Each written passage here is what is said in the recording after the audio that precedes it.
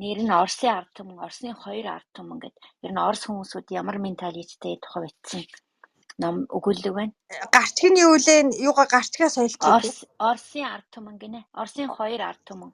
Нэг нь одоо сөрөг талаас нь нөгөөх нь арай нэг хэсгийг муулаад нэг хэсгийг багтсан баягийн сайн хүмүүсүүдтэйгээ яриад өөрснийхөө бас ард түмэн ямар хувэ гэдгийг хүмүүст ойлгуулж бичсэн тийм сонирхолтой өгүүлэг байна.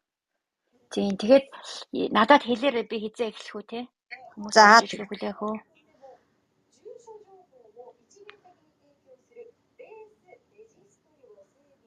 Хүмүүсүүд нь гайгүй ороод ирлээ шүү дээ. Одоо тэгээд за тэгвэл эхэлчихье. Эхнийх нь яг уу нэг бүр юугаа энэ хүн ч өөрөө доор сонсоог хүмүүс байх юм бол энэ Оросын хамгийн алдартай зохиолч Шишкиний зохиолоос хэсэгчилж ярьж байгаа. Энэ Шишкин болоход зэрэг орчин цагийн Оросын уран зохиолын 3 шагналыг гурван авсан цорын ганц зохиолч вэ гэсэн. Тэгээд 95 он хүртэл Оростой амьдардаг байж байгаад 95 оноос хойш Швейцарт амьдарж байгаа юм шиг байлээ. Тэгээд энэ Оросынхоо менталитетийг бас мэддэг, энэ барууныхныг мэддэг учраас ерөнхийдөө энэ номыг энэ оны 2-3 сарын үед гаргасан. Энэ ер нь барууныхныг ойлгодгүй, барууныхан Оросыг ойлгодгүй, энэ хоёрын хоорондоо хоёр ертөнцийг одоо ойлгуулах гүүр маягаар бичсэн тийм ном юм гэж бид нэр ойлгоод байгаа. За тэгээд энэ удаагийнхаа энэ нийтлэлээр болохоор Оросын хоёр ард түмэн гэд нэртэй. Тэгээд энэ нэг эхлэхдээ энэ Египтэд явж исэн гинэлтэй. Тэгсэн Орос Швейцаридтай нийлээл тийм нэг түүрээр аялаад тэгээд Египт чинь нэг дээр үеийн хаттынх нь нөгөө шарил марил гэдэг нэг байдаг штеп юу газар доогоор ороод хүмүүс зураг авч болдгоо тийм одоо жуулчд үзүүлдэг хамгийн үнэтэй зүйл нь. Тэгээд ингээ Швейцарын ийм группээр ингээ явж исэн чинь бас Оросуудад тааралцсан байна л да. Оросууд бас тэрийг үзээ явж исэн. Тэгээд энэ тэр юуных нь үүдэн дээр энэ зураг авч болохгүйгээд бичиг тавьдсан. Тэгээд ингээ хараа хяналттай тэр жуулчлалын байгууллагын зураг авч болохгүйгээд тэгээд байжсэн чинь нэг Швейцар тэгсэн нэг Орос зураг аваад нууцаар зураг аваад исэн юм л дээ. Тэгсэн чинь тэр Швейцарын тэр жуулчлалын юутай явж исэн нэг эхнэр нөхөр хоёр байсан чинь залуух эхнэр нөхөр байсан гэж байгаа. Хараад айгу энд яагаад зураг авч болохгүй гэж яхаар ингэж нууцаар авлаа гэд дургуйцаад тэгээд эрэхтэй тэр Швейцар залуу нь очиод тэр юуны байгууллагын тэр одоо үзүүлж байгаа байгууллагын тэр хараа хяналт тавьж байгаа газар очиод энд хүмүүс зураг аваад энд нууцаар авч болохгүй газаргээ хоолцсон гинэлтэй. Тэгээд буцаад ирээд тэгсэн чинь тэр хүмүүсүүд очиод та нар зураг авч болохгүй нэ тэр хүмүүсийг яасан чи анхааруулсан юм уу? Торгосон юм уу? Ямар ч байсан авахын боловсон чинь тэгээ буцаад ирсэн чинь тэр найз хөөхн айгу нөхрөөгөө бахархалтай хайрынуудаар харж ирсэн гэж бичсэн байна л да. Тэгээ энэ яагаад ингэж бичсэн гэхээр яг энэ Орос хүний менталитет, Швейцар хүмүүсүүдийн менталитет ямар өөр бодгийг энэ үйл явдлаас харж болж байгаа маа. Одоо Швейцарууд бол өөрийнхөө улстай, өөрийнхөө энэ институт, энэ хууль дүрмэнд үнэнч тэрнгээрээ улстай ийм нарийн холбоотой болохоор хаанч утсан ийм газар одоо энэ номсоор байх хэвээр тэр дүрм зочж байгаа хүмүүс өөрснөө хүмүүсийн цагдаа шиг дургүй шүү дээ тий. Тэгээ очиод улсынхаа байгууллагын хүнд хэлж чинь хоолж ийн гэд хэрвээ Орос хүүхэн байсан бол нэг тий одоо Оросод ийм болсон бол тэр хүүхэн бол баг энэ залууг хаях байх ч юм уу цагдаа тоглоод ахтай яадаг ингээд ийм өөр менталитеттэй юм байгаа. Яагаад ийм менталит өөр байгаа юм бэ гэхээр Швейцарууд л өөрийнхөө улстай цагдаа нартайгаа тийм маш холбоотой эднэр биднийг ингэж хамгаалдаг, энэ бидний улсыг ингэж одоо зохицуулж байгаа, ажиллаа хийж байгаа, биднийг хамгаалдаг, бидний талын хүмүүсүүд гэж ойлгодог учраас тэр цагдаа нартайгаа ийм улсынхаа байгууллагатай ч юм уу ийм сэтгэл санааны хувьд хүртлээг өөрийнх нь юм шиг өөрөмсөг ийм ханддаг байх нь гэдгийг жишээ гаргаж байна л да. Харин тэгэхэд манай Оросын иргэд бол энэ цагдаа энэ ийм хүчний байгууллагынхаас бол бүр айдаг. Одоо энэ цагдаа хүчний байгууллага бол ерөнхийдөө харийн түрэмгийлэгчтэй бараг адилхан гэж хэлэхэд бараг болно. Ер нь тийм харьцаатай. Тэгээ одоо ер нь энэ сүүлийн 30 жил энэ гадна талаас энэ Зюрих юм уу Берлин, Москвад явж байгаа машинууд одоо ерөөсөө мод, рекламууд, IKEA юу л байдгийг ер нь хот нь ингээл нэг адилхан болцсон. Хаанч очисон одоо ингээл бүх хотууд адилхан тэр их манай Монголын Улаанбаатар хүртэл тийм болцсон байгаа шүү дээ тийм ээ. Гадна талаасаа харахад бол ерөөсөө бүгд адилхан юм орчин үеийн болцсон. Тэгсэн мөртлөө энэ даяаршлын үеэр манай Орос хүмүүсүүдийн Оросын ард түмний менталитет бол ерөөсөө өөрчлөгдөөгүй маа. Зөвхөн энэ харагдаж байгаа гадна талын юм л өөрчлөгдсөн. Энэ манай Оросын 3/2 нь Оросуудын 3/2 нь гадаад паспортгүй гэж.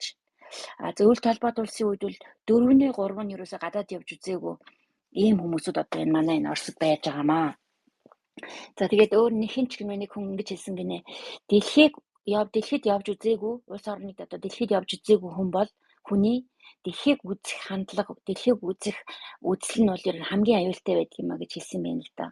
Тэр нөгөө манай ч гэсэн төстэй үгнүүд байдаг шүү дээ. 1000 яхаар нэг явж үзчих гэдэг үлээ те. Тэгэж одоо нүдэн тайлагддаг хүмүүсд байдаг юм а гэж Оросуудаа хэлэх гээд байна л да. За тэгээ Оросууд бол ерөөсөө хизээч түүхэндээ арчилд амьдарч үзээгүй. Арчил гэж мэдэхгүй, арчилд суралцах боломж нь ч тэднэрт ерөөсөө байгаагүй олдоогүй юм аа. Тэгээд юу гэж тийм болохоор энэ арчлыг юу гэж ойлгодог вэ гэхээр энэ Оросууд арчил гэдэг нь ерөөсөө хаос эмх замбраагүй байдал юм аа.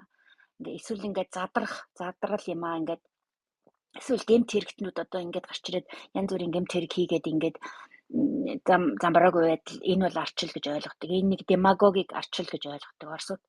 Ерөөсөө арчлыг бол тэгээ одоо жишээ нь нэг Хаматова гэдэг одоо Оросд нэг тийм алдартай жүжигчин байд юм байна. Тэгээ тэр бол айгүй Оростой бол дэвшит үзэлтэй ямар хүүхдүүдэд тусалдаг ч гэнэ үү хавдартай хүүхдүүд тусалдаг ч гэнэ үү тийм сайхан сэтгэлтэй юм дэвшилт үзэлтэй хүмүүртлөө тэр хүртэл ингэж хэлдэг гинэ. Арчлыг сонгох уу эсвэл энэ хойд солонгосыг сонгох уу гэх юм бол би өстэй ямар ч бодохгүйгээр шууд хойд солонгосыг сонгоно гэж хэлсэн байдаг гинэ. Тэгэхээр энэ Орос хүмүүсүүд чи арчил гэхээр ерөөсөө өстэй толгойн харцаадаг хүмүүсүүд юм байна л да. Аимшигын юм л гэж боддог. Тэгээ энэ хүмүүсүүдийн Оросуудын одоо ингээд бодож байгаа юу үзэж байгаа нийгмийн байгууламжийг үзэж байгаа хандлага нь болохоор ерөөсөө одоо ингээд дэлхийд даяараа эсвэл нэг арч хасан улс нь эсвэл ингээд дарангуулагч диктатур ингээд бид нар чи ингээд хоёр хэсэг хувааж үзээд нь штэ тий. Эсвэл нэг эрхчлөөтэй орн байна, эсвэл эрхчлөөгүй орн байна ч гэдэг юм уу. Тэгэж яг ийм ангиллаар бол ерөөсөө ангилж үздэггүй.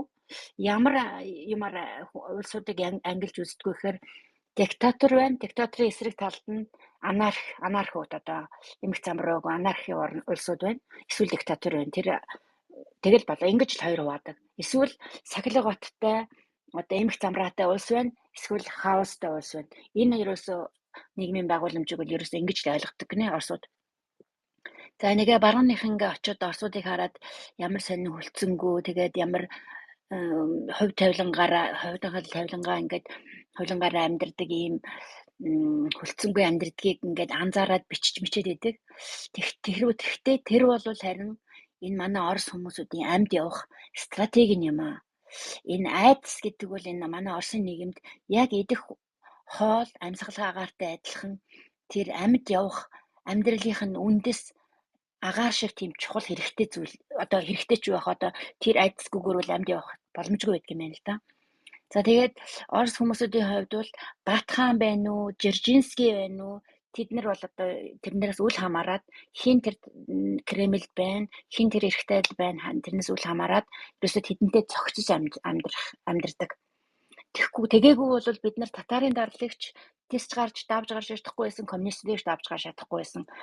Жишээ нь одоо миний өвөг надтай адилхан Михаил гэдэг нэртэй байсан. 1930-ад оны үед хамтралын үеэр барилжлагдаад тэгээд лагерт очиод алуулаад ирээгүй юм байна л да. Тэнд одоо ямар хуу юм сэтгэл зүйн ямар хуу юм болдгийг энд одоо жишээ болгож өвөөгөр өгсөн байна. Тэгээд өвөө нь ерөөсө залуухандаа очиод өгчээд ирээгүй. Тэгээ эмээ нахта зэрэг хөгшин болсон хойно ингээд яасан юм зүнс юм уу энэ Михаил Шишкин уцтаад эмээ би Миша байна гэдэг тэгэнгүүт эмээ мань уцаар ярьж байхад сандраад хөөе чамайг хааш нь аваад явчихва. Чи миний мишаг тавиач гэгээд орилоод чарлаад тэгээд бүр ингээд зүнчгсэн. Тэгээд сүүлдээ тэгээд уцаар явахдаа айгүй хэцүү болдог байсан гэж тэр тухай бичсэн байна. Тэгээ ер нь хүн амьд гарсангууд нь тэгэл бараг ийм солиотой болох иймэрхүү юм л хүний хувьд бол одоо сэтгэл зүйн хувьд бол ер нь хүн болгон мундаг чадaltaй байж тэр энэ Орос гэдэг энэ шоронгийн системтэй оронд амьд явах боломжтой байдгийг бичсэн байна л да. За тэгээ энэ систем таарахгүй, энэ системийг ойлгоогүй, энэ системд зөгтөж амьдэрдэггүй хүмүүс бол ерөөсөө шууд байгалийн шалгарлын хуулиар бол ерөөсөө шууд явагддаг. Тэгээ толгоогоо энэ өөдрөг те. Тэгээ одоо явъя гэх юм бол толгойг чинь цавчаа ээждэг. Тийм учраас ингээд толгоогоо тонгоолох хийж явахгүй бол ингээд толгоогоо хэдүүлцдэг. Толгоогоо тонгоолох хийгээд эрх мэдэлтнүүдийн бакалийг үнсээд явах бол манай Орос хүний эрүүл ухаан юм аа гэж ütсэн байсан. За тэгээд хүн бол эргэн хүн бол даргын өмнө чичирнэ, эрх мэдэлтэй хүн бол дураараа авирлна. За тэгээ ер нь эрх мэдэлтэн гэдэг бол ерөөсөө эзлэн төрөмгөлөгч гэдэгтэй яг адилхан авирлна ер нь арын шингийнхаа хувьд. За тэгээд бас Орос хүмүүсийн онцлогийг өгсөн байна л да. Энэ Оросуудын нэг онцлог нь болохоор цаар бол дандаа сайн. Одоо ингээд нэрийг гаргаад ирсэн одоо Путин ч гэсэн хизээч муу биш. Харин зөвхөн буяаруу тэр одоо тэрний доороогоо төшмөлүүд эдэр л одоо болохгүй байна. Тэрнээс биш тэр бол цаар бол ерөөсөө төшмөлүүд аригс цаар бол сайн гэдэг ийм ойлголттой байдаг гинэ. Тэрний тийм болохтой зэрэг Сталины үед энэ олон саяар нь одоо хэдэн сая гэдэг үл 20 хэдэн сая ч үлээ тэр нь ингэж алж хэдэж байхад ерөөсөө Сталиныг муулдгүй тэгсэн. Тэгэл Сталинд аяг захиа өчөөл манай бүлийнхнийг ингэчлээ ингэж өгөөч энэ одоо буруу юм яажлаа гэл тэр нөгөө доор хүмүүсүүдийг л яаж бичдэг байсан. Тэгээ Сталинд аягүй итгэлтэйгээр ингэж захиа аягүй олон сая хүмүүс бичдэг байсан. Тэгээ адилхан одоо бас аягүй тэгдэг гинэ. Тэр нь 2001 онд явуулсан бий болгосон энэ Путиний шууд холбоо гэдэг тийм нэг одоо хаашаа манай 11 шиг ч юм уу тийм нэг юу гэдэг юм байна. Нэг одоо захиа хүлээж авдаг. Тэгээ тэрэн дээр нь одоо ч гэсэн хүмүүсд гомдлоо хайрт Владимир Владимирович минь гэж бичдэг гинэ. Тэгээд нэг ийм онцлогтой тэгээд ер нь харгас дарангуулдаг тийм хүнийг одоо шүтэн биширдэг нэг ийм онцлогтой гинэ Оросын ард түмэн. Тэгээд саяхан хүртэл энэ одоо Оросын түүхэнд байсан ямар хүмүүсүүдийг хамгийн хүндэлдэг вэ гэхээр Сталин 1 номероор Александр Невский 2 номероор ингэж гарч ирж байсан. Одоо хүртэл тэгж их алуулж хэдүүлчихэд одоо шүтэн биширдэг хэвээрээ байдаг. Ийм нэг онцлогтой гэж Оросуудыгаа утсан байна. За тэгээд яагаад эднэрт одоо ийм сайн байгаа юм бэ гэхээр юу гэж ярьдаг гэхээр энэ Сталин бол авилгалын эсрэг тэгш бус байдлыг эсрэг одоо энэ дээдсийн баян тасаг амьдралын эсрэг ядуурлын эсрэг одоо ийм үзэлтэй хүн байгаамаа гэж тэгээд их хамгийн ихээр хүндэтгдэг юм аа гэж энэ телевизийн санал асуулгаар хэлсэн байна тэр улсууд. За тэгээд ерөнхийдөө бол ихэнх орнууд бол хөдөө тосгонд амьдардаг. Тэгээд хөдөө тосгонд бол ерөөсөө ихэнх хүмүүсүүд ер нь улсын халамжаар амьдардаг. Тэгээд эрүүл мэндийн үйлчилгээ одоо юу байдгийг те тэнд бол одоо ерөөсөө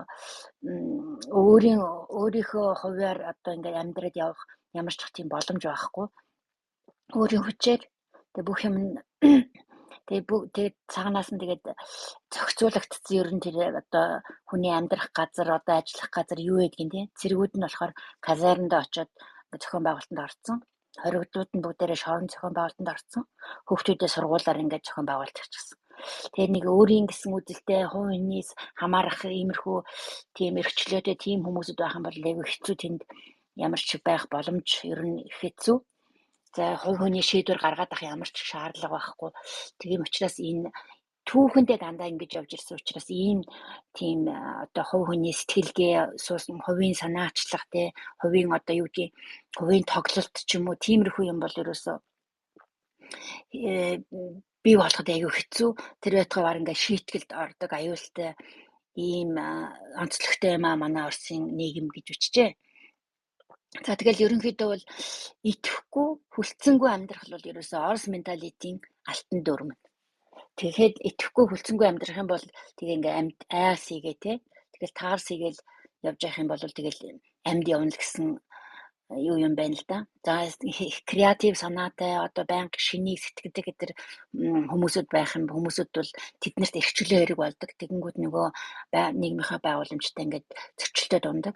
За авиас чадвартай хүн бол ер нь бас бараг ингээд ажил мэргэжлээрээ дээшлэхэд бол айгүй хэцүү. Бараг авиасгүй хүмүүсүүд, чадваргүй хүмүүсүүд тэнд байсан. Авиас чадвартай хүмүүсээс илүү зөрчилгүй амьдрах боломжтой гэж Оросын нийгмийг бичжээ. За тэгээд Орос орны технологийн тухай одоо бичсэн юм одоо. Одооны Оросын элитүүдийн хэрэгжилж байгаа компьютер, машин, хувцас бүгд баруунд хийсэн эсвэл барууны төгжүүлсэн технологиуд байгаа. За тэгээд хүн төрөлхтний дэвшил бол энэ ардчлалын үндсэн үнэт зүйл хувь хүний эрхчлөөтэй газар бий болдог. Тэгээ энэ Оросын шинжлэх ухааныг одоо айгуу сайн гэж манмэгзэм шигээ одоо өөрснөө магтдаг бид нар. Яг үнэндээ бол энэ 20-30-аад онд зөвлөлт холбоот улсууд Америкийн нэгдсэн улсаас нийлсэн технологиуд юм аа. Эсвэл энэ дэлхийн 2 дугаар дайны үед ленд-лизээр орж ирсэн энэ технологиуд эсвэл энэ эзлэгдсэн Германы технологиг дайны дараа энэ зөвлөлт холбоот улсад авчирсан эднэрээс л ерөөсөө энэ Оросын технологи бий болсон гэж бичжээ энэ Мишель Шишкин. За жишээ нь Калашников дээр жишээ авч үзсэн байна. Калашниковыг зохион бүтээсэн Калашников бол зохион бүтээгээд 100 сая ширхэг хийгдсэн биш үү? Одоо Калашников чи 100 сая ширхэг. Энэ зэвсгийг Германы зэвсгийн конструктор Хуго Шмайзер гэдэг хүн 1946 онд энэ Германы эрдэмтдээ чи эднэр одоо аваад яваад исэн биш үү? Орос руугаа аваачаад зөвлөлт холбоот улсад хүчээр аваачаад нэг газар байлгаж агаад тэр Ишевик гэдэг газар харуул ханалтын дор байлгаж байгаад энэ Калашниковын бууг хийлгүүл заалгаж авсан юм байна. Тэгээд эднэр Калашников хийж сурсан. Уг нь чинь Германы Хуго Шмайзер гэдэг хүний зохиосон буу юм байна. За тэгээд энэ нөгөө цөмийн байгууламжийн нууц томьёог бол Оросын тагнуул зөвлөлт холбоотой тагнуунууд Америкийн нэгдсэн улсаас хулгайлж авчирч хийсэн гэж бичсэн байна. За тэгээд зөвлөлт холбоот улсын бахархал болсон Сергей Королёв гэдэг хүний тухай бичжээ. Энэ хүн бол 6 жил Гулагт байсан юм байна. Энэ Сталиныг хорлох гэсэн гээд шоронд хийчихсэн байжсэн биз дээ. Тэгээ их тамдуулсан юм байна. Тэгээ тэр зодуулаад энэ доод эрүүгээ хоглуулад хамаг шүдээ соглуулад хөө алдаж өлсөж өгөхийн даваан дээр ягаад ч юм тэр Колумна гэдэг юунаас лаграас Шарашка гэдэг энэ эрдэмтэд зориулсан тустай хорих лагерт очсон юм байна. Тэгээ тэнд очиод мотор зохион бүтээгээд тэгснээр энэ амин аврагдсан хүн юм гинэ. За тэгээд энэ мотор зохицсон дараа дэлхийн 2 дугаар дайн дуусны дараа бол энэ бүр сансрын хөлгийн ерөнхий конструктор болсон гэж энэ Сергей Королёв. Тэгээ 1945 онд бас Берлинд ирээд энэ Германы бас пуужингийн инструктор Вернер фон Браун гэдэг хүн дээр ирж баахан юм сурж аваад тэгээ Германы конструкцийн баахан планыг аваад зөвлөлт холбоот улс руугаа буцаад явсан юм байна. Тэгээ тэрнгээрээ одоо энэ хийсэн пуужингууд ч одоо хүртэл одоо энэ дайнд хэрэглэж байгаа пуужингууд чинь тэр үеийн конструкцаар хийсэн пуужингууд гинэ.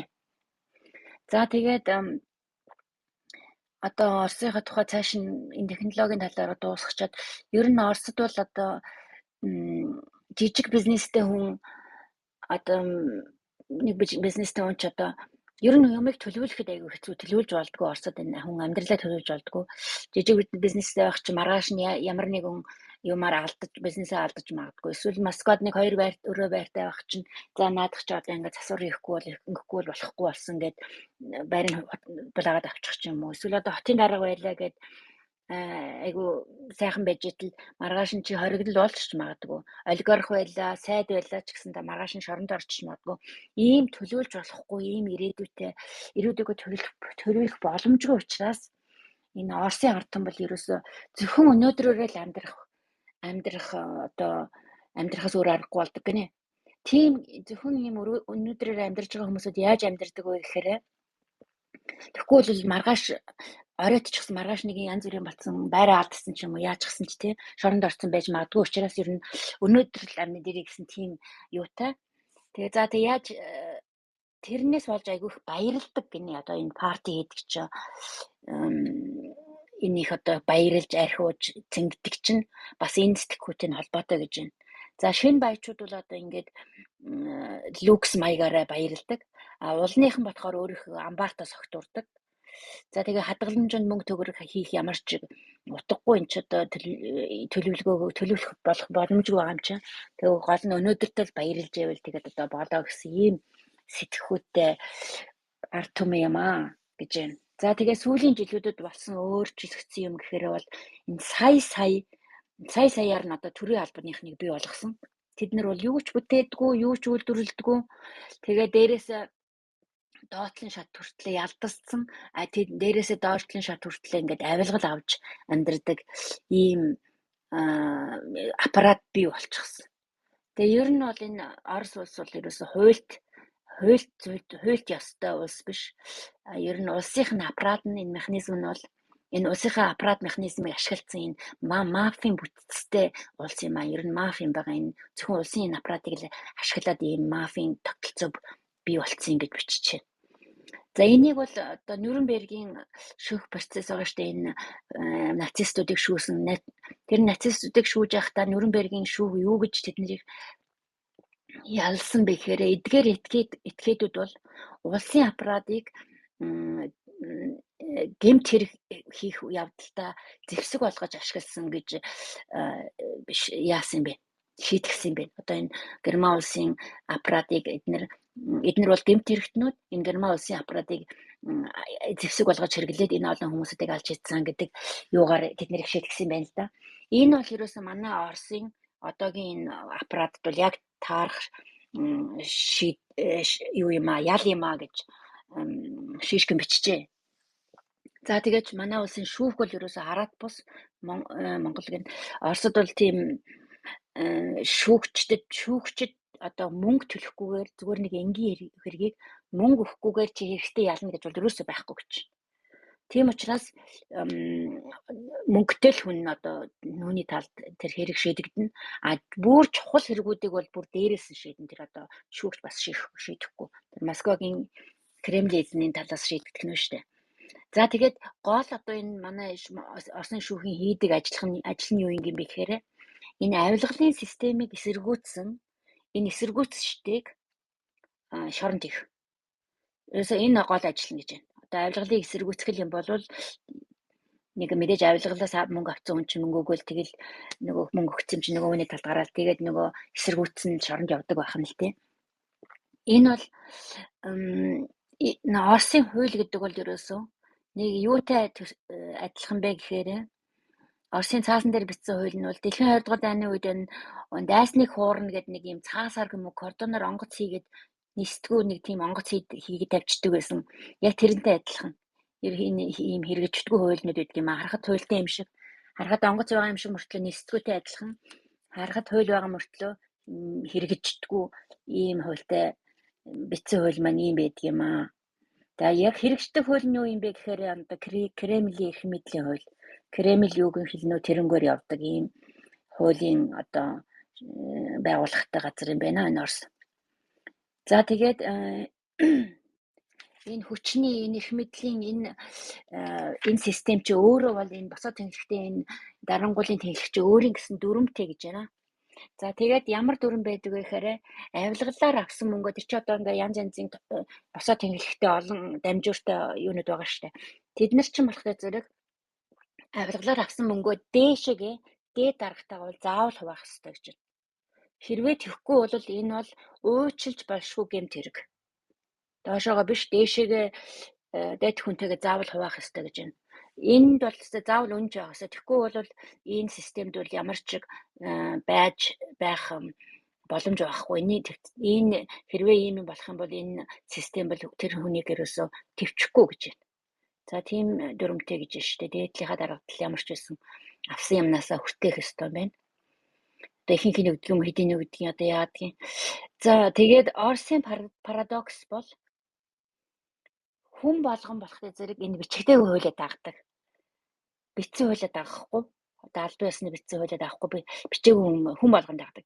Тийм учраас энэ Орос хүн болгон бараг нэг хөлөөрөө шоронд орсон юм шиг явдаг. Яа гэхдээ зэрэг өөрснөө нөгөө бүгдээрээ хууль зөрчиж байгаа учраас хэзээ нэгэн цагт чамаагүй тэр хэрэгтэй орооцоход бэлэн явж штэ тий. Тиймээс Орос оронд Оросд шоронгийн хоригдол гэмт хэрэгтэн хууль зөрчигч гэж тооцогддгүй. Одоо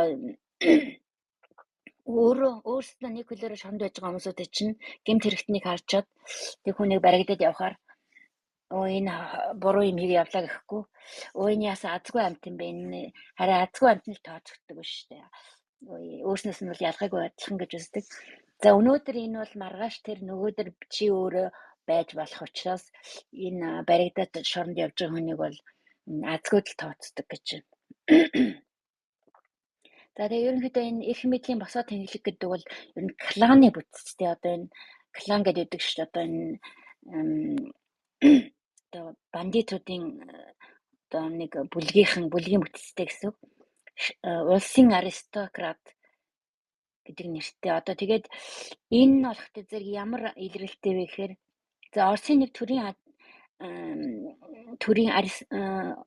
байгууллагт одоо нэг олигархон том дарга байлаа гэхэд тэгээд дараа нь тэрний хүүхдүүд нь тэр төрийн ажилтны хүүхдүүд нь юу болдог вэ гэхээр энэ банк корпорациудын менежер болдог. Тэгээ ингээ кланы толгойлогч нь тэр дээр ямар нэгэн улс төрийн ажил хийгээ байж идэг. Хүүхдүүд нь доошоо ингээд банк корпорац тэр одоо төрийн байгууллага юу гэдгийг тэр төрийн компани юу гэдгийг тэрний менежер хийгээ явж идэг. За тэгээд дээр дээдлийн хамгийн толгойд сууж байгаа тэр кланы толгой тэр төрийн улс төрийн ажил хийж байгаа хүн ямар нэгэн асуудлаар шоронд явдаг юм уу алга болох юм бол тэр чигээрээ тэрийг дагаа явж байгаа тэр доор байгаа хүүхд менежерүүд нь бүгдээрээ бас ингэ солигддог. Ингээд нэг л одоо нэг юм клан үүсдэг байна л да. За тэгж утсан байна. За тэгээ бусад энэ юунд оролцоогүй бусад одоо энэ нийгмийнхэн хүмүүсээс тариачид, ажилчид, эмч, багш нар гэсэн нэг ийм бүлгүүдээс бүрдсэн нэг дуугуу явах хэсгийн нэг айран байдаг гэнэ. Ерөөсө дуурдаггүй, юу ч болж ясаа эсэргүүцчдэг. За тэгээд эднэр болохтой зэрэг яаж стрессээ тайлддаг гэхээр телевизээр энэ өөрснийхөө параллел ертөнцид ороод энэ телевизээ айг үздэг. Тэгээд нэг телевизээр нь одоо дуу хоор юу байдгийг нэг өөр ертөнцийн амьдрал оруулдаг юм байна. Олон англи кино байдаг юм уу юу байдгийг одоо тий тэр өөр ертөнцид умбаж бодит амьдралаа мартагдаг, ядуурлаа мартагдаг, доромжлол одоо шудраг бус өөрсний перспективгүй амьдрал энэ хоцорсон боловсролын систем, эрүүл мэндийн систем энэ бүх зовлонгоо мартагдаг нэг тийм телевизэд байдаг нэг ийм параллел ертөнцтэй гинэ энэ хүмүүсүүд. За тэгээд дараа нь бол хамгийн онцгой энэ асуудлыг шийдэж намжааж өгдөг зүйл архи уух. Асуудлыг архи бол ерөөсөө ямар ч асуудлыг шийдэж өгдөг ийм зүйл гинэ. За тэгээд энэ чимээгүүчүүд энэ одоо эднэрт чинь тариачид, ажилчид, эмч багш нар гэсэн шүү дээ. Энэ чимээгүүчүүдийн харин бол хаяа хэрэг болдог. Энэ юунд хэрэг болдог гэхээр сонгуулийн үеэр гэж байна. За сонгуулийн зохион байгуулалтанд оролцдог. Сонгуулийн дүнглээ увирдахад оролцсон. Хэрвээ оролцохгүй бол маш түргэн ажлаа алдна. Тэд нар ч гэр бүлтэй хүмүүсүүд энэ бол ерөөсө бүгдээрээ мэдж байгаа юу хийх ёстойгоо. Ийм нэг байнга дуугаа байж байгаа сонгуулийн үеэр ингэж ийм хэрэг болдог нэг ийм нэг бүлэг байдаг гинэ. Бусад оронд байдаг энэ мафийн хэлбэр одоо энэ Италид байдаг ч юм уу тийм ийм хэлбэрүүд бол Оросд ерөөсө байхгүй. Орос улс бол өөрөө төр нь одоо тийм мафийн системтэй өөрөө Оросын бүтэц аппарат нь болохтой зэрэг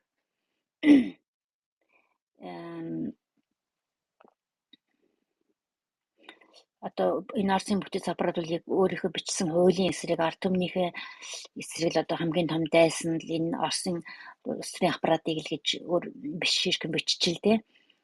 За тэгээ байгалийн баялагийг зараад олсон мөнгөө ерөөсөө шууд баруунд үлдээн нэг хэсэг нь болохоор төрийн ажилтнуудын компанид харманд ордог. Төрийн байгууллагын компанид ордог. Тэгээ энэ Оросын баялагийг зарсан мөнгө бол ерөнхийдөө баруунд үлддэг гэж бичсэн байна шишгэн. За тэгээд энэ Оросд үйлчилдэг одоо энэ шинэ Оросын шинэ үзэл суртал, шинэ зарчим нь болохоор юу вэ гэхээр эрх мэдэл рүү тэмүүл авилгал бол норм журмаас хазайсан зүйл биш ээ. Авилгал бол өөрөө норм юм гэсэн энэ шинэ үзэл суртал тогтсон гинэ. Ерөөсөө авилгал эрх мэдэл рүү тэмүүл авилгал бол одоо орчин цагийн Оросын одоо үзэл суртал нь норм нь болсон ийм зүйл юм бэ. Алексей Навальны бол ингэж хэлсэн юм байна. Единая Россия гэдэг нам бол энэ бандитууд хулгайчдын нам юм а гэж хэлсэн яг онсон нэр болсон гэж бас үчжээ. За тэгээд ерөнхийдөө бол түүхээс авч үзэхэд авилгал бол Оросын нийгэмд бол тийм шин зүйл биш. Ерөнхийдөө л би чамд нэг үгүй чи надад нэг өгч гэсэн маягийн ийм харьцаа зарчмаар явж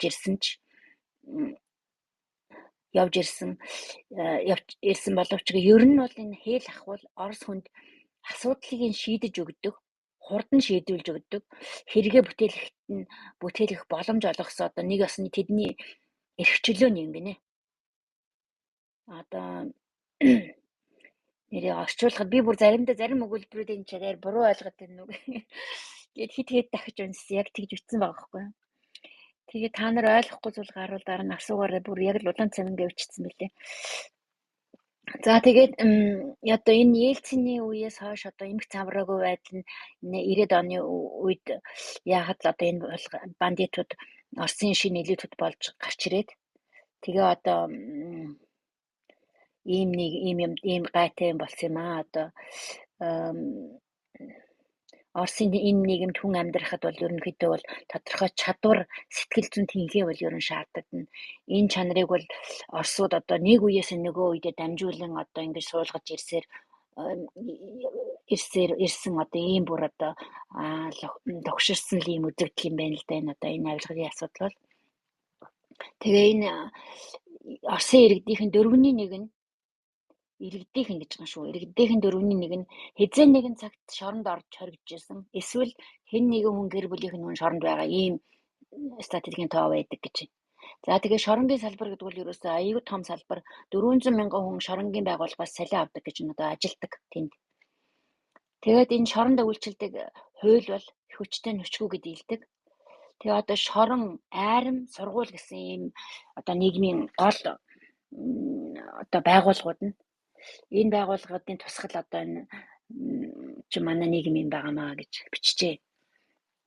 Энэ байгууллагуудаар явж ирсэн хүмүүсүүдийн одоо эдний Оросын нийгмийг бий болгож байгаа юм байна л да. За тэгээ манай монголчуудыг бас энэ жоохон буруутгасан байгаамаа.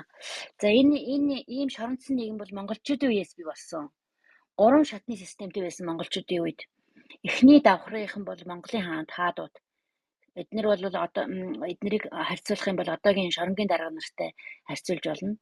Өөхөх амьдрах хоёрыг шийддэг, өршөөх гэсэн ийм хуультай. Дараагийн 2 дахь шат нь болохтой зэрэг энэ монголчуудаас энэ гэрээгээ авсан, пайз авсан Оросын ван гүнгүүд одоо энийг харьцуулах юм бол энэ шоронгийн хоригдлуудыг харж байгаа тий. Одоо манаач нар нь шоронгийн харуулынхан нэг Оросынхоо ван гүнгүүд гэж. Тэгээ хамгийн доотлих нь болохтой зэрэг уулныхан хоригдлууд. Тэгээд яг за ийм бүтцтэй нийгэмд бол энэ нийгэм бол одоо хүртэл өөрчлөгдөөгүй. Ийм бүтцтэй нийгэмд бол хууль юм бий бол хууль хэрэгжих те гэрээ хэрэгжих ямар ч үндэслэл байхгүй. Зөвхөн үзүүлэх өршөөх эсвэл привилегтэй байх эсвэл репрессионд орох гэсэн ийм л нэг юм үйлдэлээс өөр тийм хууль ёсны юм бол ерөөс ямар ч боломж байхгүй манай энэ Орос оронд. За ерөнхийдөө Орос орн бол одоо шорон бол энэ Оросын боолуудын сургууль нь гэж ойлгож байна. Тэгээ шоронгоос гарсан ч гэсэн тэд нэр одоо үдсэн тэндээ зовсон энэ травма энэ хамаг энэ тэнд үдсэн балмад явдал тамлал доромжил юу гэдгийг тэр юм хамаг хичнээн эрхчлээтэй болсон ч гэсэн ингээд аваад гараад ирдэг. Тэгээ ирээд энэ ойр хавийнхантай ингээд хүртээдэг тэр одоо сүрэг юм аа. Тэгээд тийм учраас энэ манай нийгмийн энэ өдөр тутмынхны хүмүүсүүдийн хооронд болж байгаа конфликт зөрчил бол ерөөсөө аимшигтэй. Ерөөсөө бие бинийгээ жоохон толеранцтай байх, твчих, наанта цаанта хандах гэсэн юм бол ерөөсөө мэдэхгүй орсууд гэж. За тэгээд энэ ер нь тэгэл энэ хэл яриа одоо бүр үг байдаг юм дээ. Prisonation гэдэг гаунаруудын хэл гэдэг ийм өгнөр байт юм байна. Энэ бүх юмыг ингээд сэтгэл зүйчтэн, социологчтэн бүр нэрлж мэрэлцэн. Тэгээ энэ хүмүүсүүд энэ бүх юм чинь энэ хүмүүсүүдийн зан характерт бүр ингээд нөлөөлцсөн. Тэгээд энэ жишээ нь одоо ингээд баруун хүмүүс орсуудыг айгүй хатуу ширүүн хүмүүс харагддаг гэдэр гэж ярьдаг шүү дээ, тий. Тэгээ энэ орсууд ерөөсөө нэмсгэлдэггүй гэдэр гэж барууныхаа ярьдаг. Царай тусан жоохон аимшигын тийм найрсаг биш гэж орсуудыг ярьдаг шүү дээ. Ерөн зүй Европынхны чинь. Тэгээд энэ болохтой зэрэг угаасаа өглөө гэрээсээ гарахтаа л ерөөсөө шууд хамгаалтын бэлэн байдалд ороод ингээд одоо ямар нэгэн зодон зохион болдг юм уу, тийм нам дарамжил юу болох юм, нэг юм муу юм болохоос өөрийгөө хамгаалах гэсэн ийм бэлэн байдалд ороод гэрээсээ гардаг юм шүү дээ. Энэ орс хүмүүсүүд чинь тийм хүмүүс чи яаж инээмсэглэх вэ? Тэгэд хэрвээ инээмсэглэх юм бол бүр буруугаар ойлгодог. Энэ энэ чи их сул дорой долгонж байгаа юм байна. Долгонж байгаагийн шинж энэ чи их сул дорой хүмүүс хүний шинж гэж ойлгодог гинэ осууд. За тэгээд шоронгоор яваагүй хэсгүүд нь болохоор сургуулаар явдаг. Сургуулаар явсангууд нь тэгээ бас адилхан тийм эсвэл айрмаар эсвэл сургуулаар явдаг. Тэгээд тийм хүмүүжил авдаг гэж байна. За тэгээ энэ нэг статистик сонирхолтой статистик бичсэн байна. Цэрэгт ирсэн хүмүүсүүдийн залуучуудын эрчүүдийн 40% нь анх удаага аримд ирээд мах тогтмол идэж үзсэн гэж байна шүү дээ. Эдгээр чи байнга мах иддэггүй юм байна. 40% нь ирсэн хүмүүсийн 40% нь анх удаага ийм бүр дүүмийн тийм судалгаагаар гарсан гэж байна шүү. Зарим нь бол бүрөөсө тэр ирсэн цэрэг татгаж ирсэн хүмүүсийн зарим нь бол анх удаага шүдний сойд сэргэж үзэж байгаа. Анх удаага өдөрт 3 удаа хоол идэж байгаа юм хүмүүсүүд ч гэсэн айрамд ирдэг гэж байна. За тэгээд энэ айрам чинь нөгөө айрмын дэглэлтийн тухай бичсэн байна. Одоо та нар мэдж байгаа учраас энийг яриад яах вэ? Манай Монголч гэсэн бас эндээс л ирсэн байгаа. Тэр дэглэлт гэдэг юм бол ерөөсөө аимшигтэй гэж байна. За энэ тэгээ эхний хэсэг нь миний Оросын ард түмэн гэдгийг миний Оросын 2 ард түмэн гэдгийг одоо эхнийх нь энэ одоо сөрөг талаас нь хоёр дахь талаас нь одоо өөрснийхөө Оросынхаа бахархал болсон хүмүүсийн тухайд товч их зарим юм бичсэн байлээ. Би зарим нь их товчлоод хэлье. Зарим нь их юу юм бэлээ. За Пушкинийг бичсэн байна. Чехов, Чадаев, Херцен, Лев Толстой, Рахманинов, Королёв, Бродский, Достоевский эдрийг ингээд бичсэн байна. Эднийг та нар мэдж байгаа ямар мундаг зохиолчд байлаа, ямар соён гэгэрүүлэгчд байсан байх гэж бодож чинь заримыг би мэдэхгүй байна. За тэгээд бас Оросынхоо хүмүүсүүдийн дотроос эднэртэй яагаад бас өөрөө тоож бичсэн хүмүүс дотор нэг 1968 онд Оросын танк Чехословак руу орж ийн Прагийн гол юу руу буудахад энэ Прагт чинь тэр үед нөгөө энэ ер нь социализм гэдэг чинь их буруу замаар яваад байна. Хүнлэг социализм байгуулъя гэж нэг тийм одоо манайхан бол завхрал гэж нэрлэх багт нэг тийм урсгал гараад Оросууд танкер ордаарсан шүү дээ 1968 онд. Тэрийг эсэргүүцээд 7 хүн энэ улаан талбай дээр жагсаад шоронд орсон юм байна. Оросууд чехүүдийг ингэж юугаар орж явах танкер орж буудахыг эсэргүүцэж одоо тэр төрөмгийлсэн одооны Украин руу орсон шиг юм болсон байх л дээ. Тэгээд тэрийг Чехийн нэг хүн ингэж бичсэн байдаг гинэ. Бид нар бол Оросуудыг үзэн яддаг. Гэхдээ биднэрт 7 Оросыг үзэн ядахгүй байх 7 шалтгаан байгаа шүү гэж тэр 7 хүнийг хэлсэн байдаг гинэ. Тэгж тоож тэгээ энийг бас энэ хин шишгэн тэр Оросын одоо миний нөгөө ард түмэн гэдэг нөгөөх сайн эрэг хэсэгт нь оруулсан байна энэ 7 хүнийг. Тэгээд за Борис Немцов гэсэн байна 2015-д алгуулахынхаа өмнө Борис Немцов юу гэж хэлж ирсэн бэ гэхээр эрх чөлөө бол маш үнэтэй зүйлээ гэж эрх чөлөөний үн цэнийг бол айгүйх ярьдаг байсан гэж байна.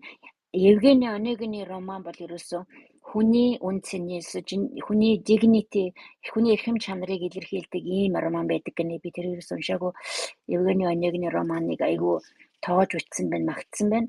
Dignity одоо энэ хүний эрхэм чанар гэдэг бол ер нь хайраас ч илүү үнэтэй зүйл юм шүү. Амьд явахаас ч илүү үнэтэй зүйл. Энэний төлөө өгөх ёстой зүйл шүү гэж Ленский гэж бас нэг Пушкин хэлсэн юм байна. За Пушкин хэлсэн юм байна. За энэ өөрснийхөө мондгуудын хэлсэн үгийгээс бас товчилж хэлсэн байна л да. За ер нь dignity буюу хүний эрхэм чанар бол өөрийнхөө амь насаар хамгаалах хэрэгтэй зүйл юм а гэж бас хэлсэн гэж одоо энэ хүмүүстэй хэлсэн үгүүдийг би одоо барагцаалд монголоор орчуулад хэлж байна. За тэгээ өөр одоо энэ философи маягийн янз бүрийн анализ хийдэг хүмүүсийнхээ тухай бичсэн байна. Жишээ нь одоо би энийг оруулсан яа тэгэхээр бид нартай холбоотой учраас болов гэж бодож байна. Бид бол Европ үг хэлтэй Аз зан арын шинтэй хүмүүс юм а гэж Шарбин гэдэг хүн хэлсэн гэнэ. За тэгээд бид нар бол хөлөөсөө толгой хүртлээ татар юм а гэж хэлсэн ч гэн. За бид хэн нэгнээс тодорхой тушаал авахгүйгээр аз жаргалтай юм уу баяр баясгалантай байж чаддгүй гэж хэлсэн гэн. За өөрснийгөө шүүмжилсэн хүмүүсүүд байна л да. Энэ дээр бас Костомаров гэдэг хүн болохтой зэрэг ингэж хэлсэн гинэ. Монголчуудын дарлалын дараа бид эрхчлөөтэй байх, хүний эрхэм чанар байхгүй болсон, мэдхээ байсан. Энэ гэд ер нь манай монголчуудаас хойш ийм нийгэм тогтсон учраас энэ одоо миний хэлээд байгаа хүмүүсүүд нэг урсгал бий болгосон юм байна. Тэрийг русская интеллигенция гэдэг юм. Русская интеллигенция гэдэг нь тэгэл багаар юм юундаа анализ хийгээл Оросынхаа ард түмнийг жоохон синхруулах гэсэн, соён гэгэрүүлэх гэсэн юм оролдлогууд юм шиг байгаа. Одоо ингээд бид нар ч одоо юу гэдгийг Европын ийм соёл одоо энэ хүний эрхчлөө dignity нэтрэгээ яриад тэгээд энэ русская интеллигенция гэдэг чинь цаан марийн үед байсан. Тэгж жагаад сүүлдээ энэ 17 оны үед энэ юу яатсан бэ? Өөрснөө радикал болоод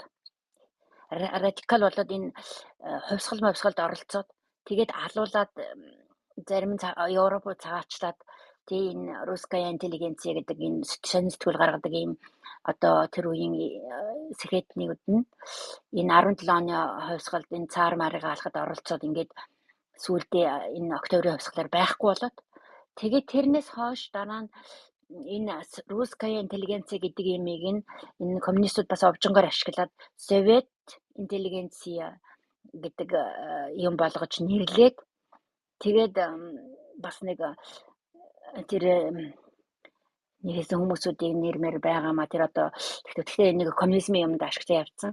За тэгээ бас Борис Пастернак гэдэг та нар кино үзсэн бах доктор Живаго гэдэг Нобелийн юу шагнал авсан нэг тийм хүн зохиолч байдаг. Тэрийг бас бичсэн байсан доктор Живаго. Доктор Живаго гэдэг орсууд нь өөрснөө мэддэггүй нэг кино байдгийг.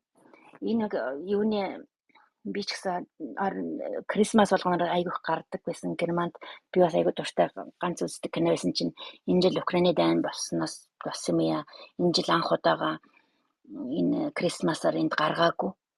Тэгээд энэ Германд Крисмасаар нэг баярын өдөр гээд дандаа гаргаж идэг нэг өглөө нэг үнсгэлжин гаргадаг чехийн кино. Тэгээ оройн энэ доктор Живаго гаргадаг байсан хүн болгон бүр үзээд бүр 20 30 40 жилийн өмнөөс Крисмас болгоноор гардаг байсан кино энэ жил анх удаага гараагүй. Нэг дэлгэнтэн зүгээр сонирхолтой хэлэхэд за энийг бас хэлсэн байна. За тэгээ одоо ингээд удахгүй ер нь дуусах гэж байна. За тэгээд юу гэж хамгийн сүүлд нь одоо ерөнхийдөө дүгнэлт гаргасан байна гэхээр энэ ер нь боолууд бол эрхчлөлтөд хүнд айгу дургу гинэ. Өгөөчлөлтгүй дургу үзий яддаг боолууд ер нь өөрснөө эрхчлөлтөд болыг ихгүй эрхчлөлтөд хүнийг үзий яддаг дургу байдаг. Эрхчлөлтөд хүн бол эрхчлөө бол маш үнэтэй зүйл. Хүн болгонд хүнийг авч чадах зүйл биш. Ер нь хүн болгонд ингээд майг өчч болдгоо. Тэр хүн өөрөө л эрхчлөөгөө олж чадах. Эрхчлөө бэлгэсэн ч гэсэн эрхчлөөтэй байж чадахгүй хүмүүс бас байдаг байна л да. Тэрнтэй адилхан энэ одоо Оросын парламент Оросд та нар одоо энэ парламентын ардчилтай болоо за энэ одоо ингээд эрхчлөөтэй ингээд яваа гэх юм бол манай Орос ороод чадахгүй. Яагаад гэвэл зэрэг эрхчлөөтэй ийм парламентын ийм ардчилсан улс болохын тулд эрхчлөөг хүсдэг тийм эрхчлөөгүйгээр амьдрч чадахгүй эрхчлөөний төлөө өөрснийгөө золиослоход бэлэн ийм хүмүүсүүд олон бэжж энэ ардчилчин бий болдго юм байна. Зөвлөлт холбоот улс задраад манай иргэд энэ эрхчлөөтэй энэ нийгмийг бий болгох бүх боломж нь байсан. Гэхдээ бид нар ийм хүмүүсүүд манай Орос орнд цөөхөн байсан учраас чадаагүй маа. Тиймээс ардчилсан улс болж чадаагүй маа гэж бичээд дуусгасан байна.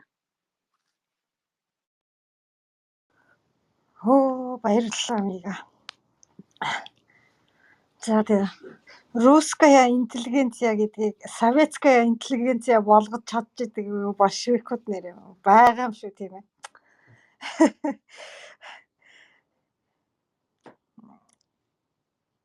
За манайхан тэгээд асуулт ярилцах энэ юу хүмүүс ингээд чөлөөтэй дэшээ гарч ирээд ингээд санал бодлоо солилцоороо маш сонирхолтой өнөөдөр Мига маань уншиж өглөө. Маш их баярлж байна. Тэгээд Мига өөрөө сэтгэлдээ бас ярьж өгөөч. Одоо энэ номоо ингээ уншаад тэгээд энэ хэсэг дээр энэ төр тухайлан бодогдсон зүйл энэ төр. Би энэ номыг уншиж байхдаа айгүй бид нартай адилхан юм их төстэй юм. Бид нар ч одоо энэ Оросудаас 70 жил авсан юм зөндөө байгаа учраас бидний тухай айгүй хвчээд байна гэж бид нар одоо бас яг адилхан юм болоо өдр гэж айгүй нэг бодлоор жоохон төвшөөж нэг бодлоор айжсэн боловч би одоо ерөнхийдөө ингээд энэ номыг уншсны дараа нэг надад эерэг санагдсан юм юу гэхтэй зэрэг бидний түүх зөвхөн энэ сүүлийн 70 жил цөөхөн одоо хэдэн ч 70 жил байх тий авсан болохоос тэрний өмнөх түүх бол энэ Оросуудын өнгөрөөсөн түүхээс бид нар айгүй өөр түүхтэй юм билээ. Энэ одох болохтой зэрэг айгүй бидний шанс бид нар Оросудаас арай өөр юм байна. Цаашаа явах зам маань арай бас гэрэлтэй юм уу да гэж бодогдсон.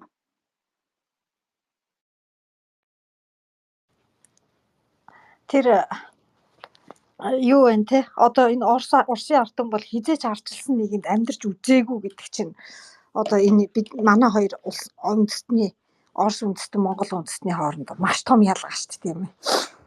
За бид нар ямар ч ерөөсөд байнга дарлуулсан болоод байгаа байхгүй юу? Ерөөсөө нар үзээгүй. Тийм тэгээд энэ боолын сэтгэлгээ энэ нөгөө боолын сэтгэлгээ гэх юм уу энэ боолын комплекс энэ юмдаа ингээд тархин шингэчихсэн учраас наад хүмүүс чинь тэрнээсээ гарч чадахгүй байна. Одоо сэхэрүүлэх гэсэн хүмүүсийг дандаа ингээд үе үед бүгдийг ингэж яасан өгөөсгсөн. Тэгээд энэ бах байдгаараа байна гэж хэлсэн. Тэгээд манай бид нар бол их Монгол улсад чинь тодорхой хэмжээний тэр 100 тэр үе шатандаа бас арчилсан эсвэл ийм интернационалч одоо юу гэх юм даяарчлагдсан ийм үндэстэн болсон учраас энэ талаараа бол одоо энэ Оросын ард түмнээс бол одоо асар өндөр хэмжээтэй үндэстэн бахна штэ. Тэгээ одоо бид нар яг энэ цаг үе дээр амьдарч байгаа бидний хэдэн монголчууд л энэ нөгөө 70 жилийн энэ тарих угаалт тэр одоо саяны нөгөө советская интеллигенция гэдэг юм маш чинь нэгсэн доо бид нэр ингээ угаагдаад гарцсан учраас тэгээ одоо бид нар хоорондоо бас ингэж маргалдаж зөрлөдөд ярилдаад байгаа хүмүүс байна. Эндээсээ гарч чадсан, гарч яваа, гарч чадаагүй энэ ялгаан дээр бид нэр их хоорондоо маргалдаж байгаа юм байна гэдэг энэ ялгааг бас айгуу тийм ил тод харж өгөх юм сэтлэг өглөө гэж би хувьдаа хараад байна л та. Тэгээ өөр дахиад бас нэг санаа одоо би ерөөсөө Оросуудыг чи Орос ах нар гэдэг ярьдаг бас болох учраас бид нарт ингэж гомдож бид нар монголчууд ингэсэн тэгсэн гэж бид нарыг буруутгаж ингэж явдаг юм биш үү? Бид нар чинь одоо зарим нь одоо шишгэн бол нэг гэхгүй тэгээгүй л дээ. Тэгтэл ер нь Оросын нийгэмд чинь тийм юм байна. Тийм ч учраас бид нартай бас хатуу ханддаг байсан баг. Тэгээд би бодоод байгаа байхгүй юу? Энэ одоо за түрүүний юунд ч гэсэн нэг залуу гарч ирээд хэлжсэн шүү дээ. Хэрвээ бид нар ингэж Оросуудыг ингэж их одоо зовоосон ингэсэн гэж байгаа бол бид нар хангалттай төлбөрөө төлөөд хангалттай газар нутгаа өгсөн шүү дээ гэж хэлжсэн тийм нэгдүгээрт. Хоёрдугаарт ер нь ингэж бусдад бурууга бусдаас ингэж гоншгонж явснаас яагаад одоо бид нар одоо тэгэж нүгэл хийжсэн ийм хүмүүсүүд бид нар өөрснөө арчил байгуулна гэд бид нар өөрснөө дэлхийн ертөнцийн хөл нийгүүлэн хийвлэн гэж явж байна. Эдгээр өөрснөө яагаад тэгээд тэр замаар явж чадаагүй юм те. Бусдад буруу өгöd байж хахаар чинь шийдэл мөн үү гэж бодоод яг би бас тэгж бодож байгаа хгүй юу. Бид нар ч гэсэн ярьдаг шээ те. Манай рам нарыг алсан ингэсэн тэгсэн нэтрэгээ те. Би бол ингэж бодож байгаа одоо болохтой зэрэг ерөөсөө энэ орсууд ингэсэн тэгсэн гэж гоншихнод хэрэггүй юм байна. Хэрвээ яах вэ ингээд нэг хууль дүрмээр нь тий одоо нөхөн төлбөрөөр дээр олгуулах боломж авах юм бол тэрийг хөөцөлдөөд тэрнээс бусдаар ийм боол болцсон ийм хүмүүсүүд ингэсэн тэгсэн гэж хахаар эднэрийг ерөөсөө шууд хаяад бид нар чинь шал өөр одоо заяа дахин хаашаа өөр төвхтэй хүмүүсүүд байсан юм бэ. Энэ орсуудтай гоншоохгүйгээр хамаагүй төрүүлээд дэлхийдээ хөл нэгдүүлээд арчил байгуулад явж болох юм байна юм гэж тэгэж бид нэр Оросоос болж бид нэр ийм болчтой гэж тэгээд хэрэггүй юм уу да гэж би бодсон. Яг үнэн би бас тухайн үед ч одоо 13-р зуун 14-р зууны үед чинь бүхэл орн тийм байсан шүү дээ. Тэрнээс хойш одоо хэдчнээ жил нэг бус дэлхий дээр бүх орнууд орж ивэж энэ Оросууд нэг гоншигнаад өөрсдөө тэр байтгай сайхан энэ 100 жил болоогүй байштай шарах бусдад шарах үлдээсэн бид байгаа бүх социалист орнуудаа ингэж манах шиг ингэж ярьсан. Тэрийг ярихгүй тэгээд аль дээр хүмүүсийг л буруутгаал тэгэл суугаад байдаг сонирхолтой ард түмэн. Энэ дээр зулаа юу явсан? Энэчгээ юу Оросын түүхэн дээр юм ярьсан баггүй дээ энэ Оросын менталитетийн тухай. Тэгсэн чинь нөхдүүд ерөөсө түүхэнтэй маш одоо яана уучлаарай инех бас буруу ах. Түүхэндээ одоо энэ маш их тийм гадны төрөмгийлд өртөжсэн ард түмэн юм байна л да. Тэгээ энэ дунд нь манай Монголын тэр юунд нөлөөнд байсан үе нь болохоор 260-70 жилгээ хэлчихв. Тэгээд энэ Орос хүмүүс ерөөсөө юу яадаг? Тийм учраас энэ Монгол үндэстэнд одоо гений хэмжээнд дургу гэж бүр тэгж хэлсэн шүү. Тэгээд нөгөө нэг юу яадаг? Тэгээд дандаа ийм нөгөө төрөмгийлүүлжсэн тэрнээсээ болоод ийм нөгөө бид нар ийм одоо хүчтэй байх хэвээр тэр комплекс нь тэр менталитет нь ерөөсө дандаа ийм гоншгоноор одоо муугаар хэлвэл одоо ийм гоншгонсон